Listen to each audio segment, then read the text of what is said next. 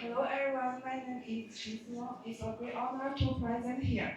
I'm now a PhD candidate at the Institute of Geography, Science and Nature uh, Resource Research. Um, Today I'd like to talk about the impact of extreme drought on habitat utilization of wintering waterbirds. First, let me provide some background. The East Asian Australasian flyway is vital for bird conservation. Wetlands along the Middle and Yangtze River, especially Poyang Lake, are key wintering grounds.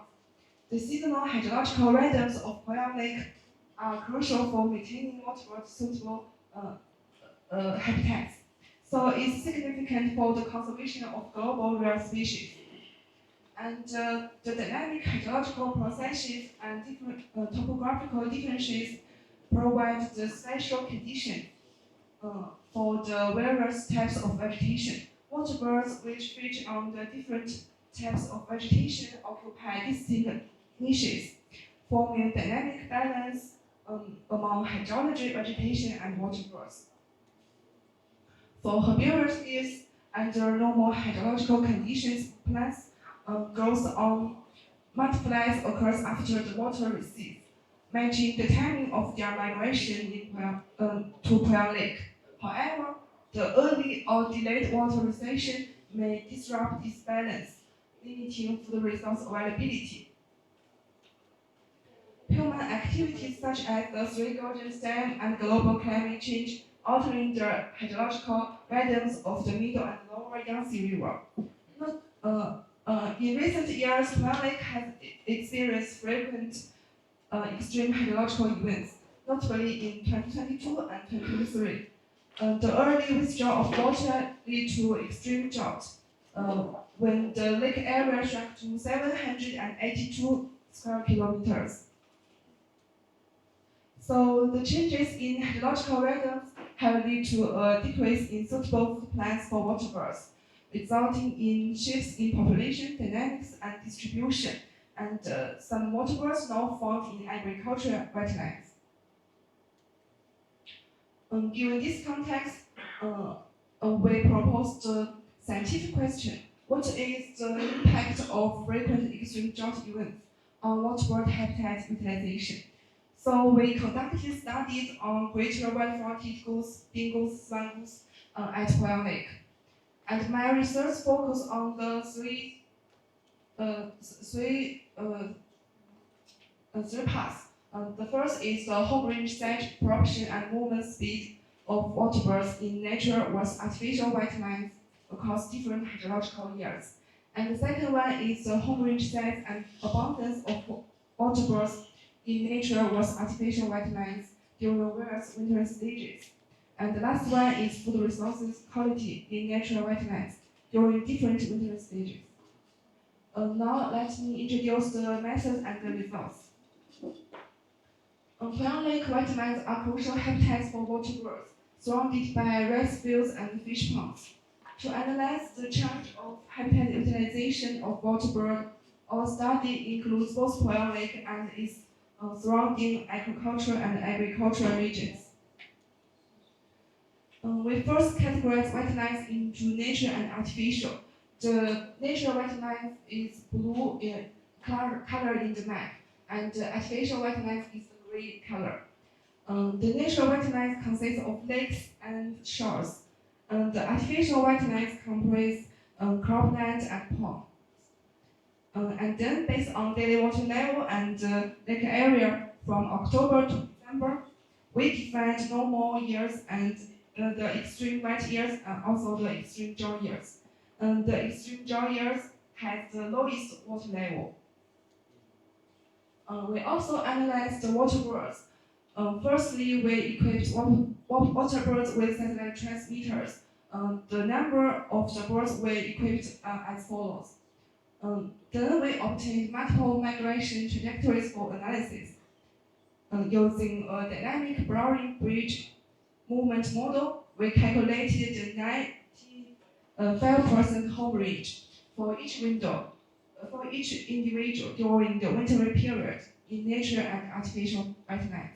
We also calculated the movement speeds for each water bird in nature and artificial wetlands during each winter season. And then we also use the grocery data for the water birds. Direct counting was employed to assess water bird numbers within Poyang Lake and its surrounding regions. We also recorded monthly counts in both wetland types and calculated the proportions. To assess food quality in foraging areas, we use KNY values, where higher values indicate the better food resources. We first identified water bird foraging sites by using the remote sensing data. And then we extracted and calculated the monthly average KNY values from November 2022 to March 2023 for the entire area. So our findings found that significant difference in water bird utilization of wetlands across hydrological years. And in extreme dry years, the water birds increasingly use artificial wetlands. And the home range distribution maps support our conclusion. There are also significant differences in movement speeds exist among water bird species in different hydrological years. Overall, in extreme dry years, water birds foraging in artificial wetlands exhibit faster movement speeds, indicating maladaptation and more dispersed distribution. Different species respond to the environmental change in various ways. In dry years, greater wide-fronted goose show increased distribution in artificial wetlands, but they use natural wetlands only in the normal years, indicating an impact from environmental stress. And the pink goose, brown goose also use artificial wetlands more, suggesting greater behavior plasticity. The Siberian crane gradually increased their use of artificial wetlands, potentially due to human conservation strategies. The government will provide grants, so this could be an ecological trap. And our results call for tailored conservation for different water bird species.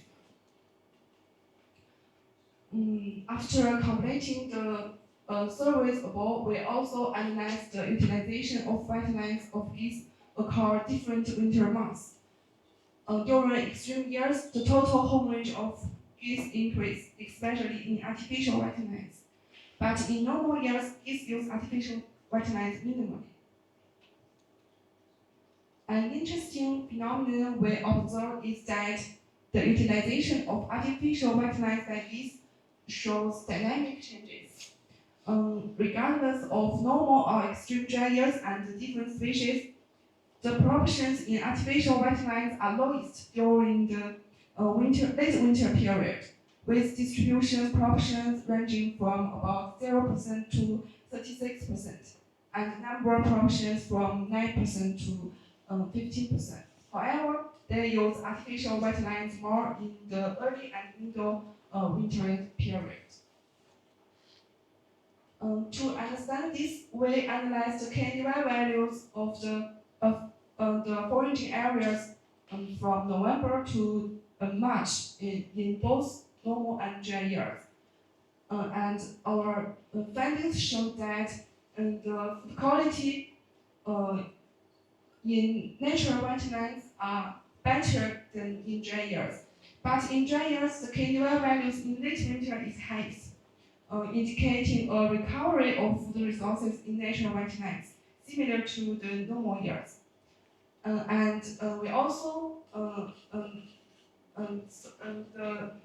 during the survey from 2022 and 2023, we found that the local farmer began farming in February and March. So the recovery of food resources quality in natural wetlands and the increased human disciplines in artificial wetlands are the main reason why water birds return to these habitats in the later winter period.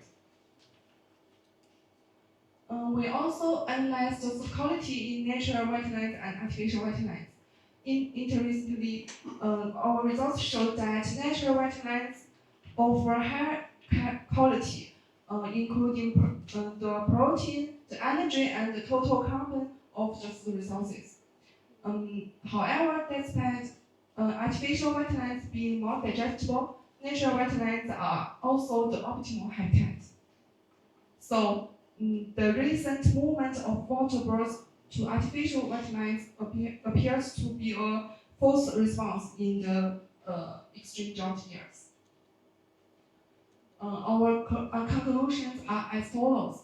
First, hydrology, plant growth, and waterbird migration follow long-term patterns. The disruptions can reduce food sources.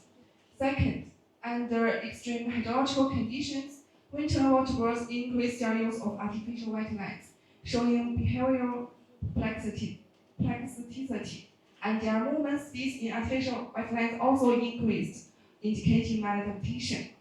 The third, waterbirds' use of artificial wetlands exhibits dynamic patterns, declining in late winter as birds return to natural wetlands, likely driven by the recovery of food resources in natural wetlands. And last, different species respond differently to hydrological changes, requiring species-specific management. So, we then propose the recommendations as follows. First, set up a drought early warning system for WANG Lake. Second, coordinate hydrological management for sublakes. And the third, protect and restore natural wetlands to improve resources. The fourth, regularly assess supply and habitat capacity. The last one is monitor areas surrounding the natural reserve to minimize disturbance from artificial wetlands. So we suggest that giving the priority to protecting the natural wetlands while also protecting artificial wetlands. I think it may be applied to the other wetland ecosystem and other species. So that's all my presentation. Thank you for your attention.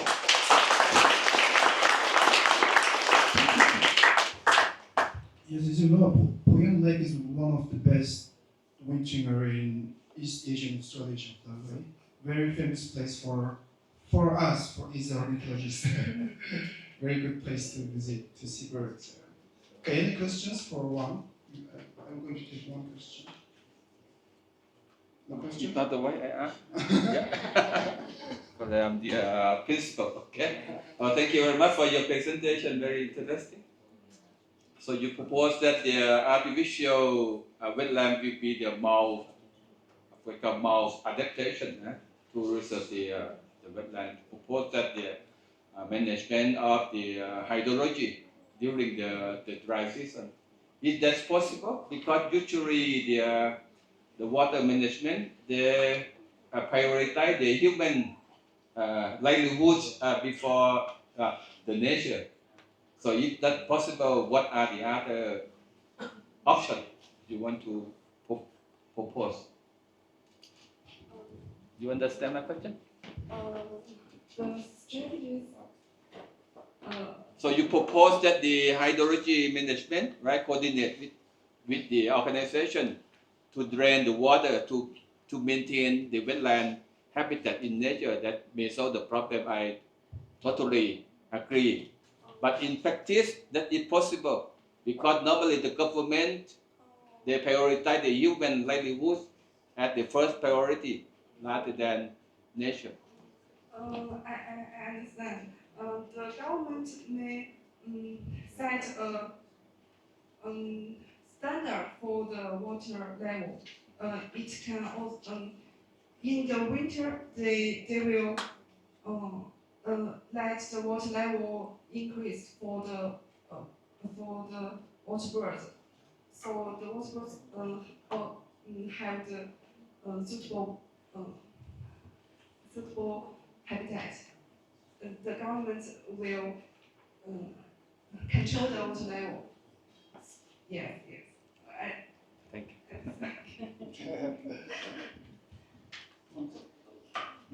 Okay, thank you very much.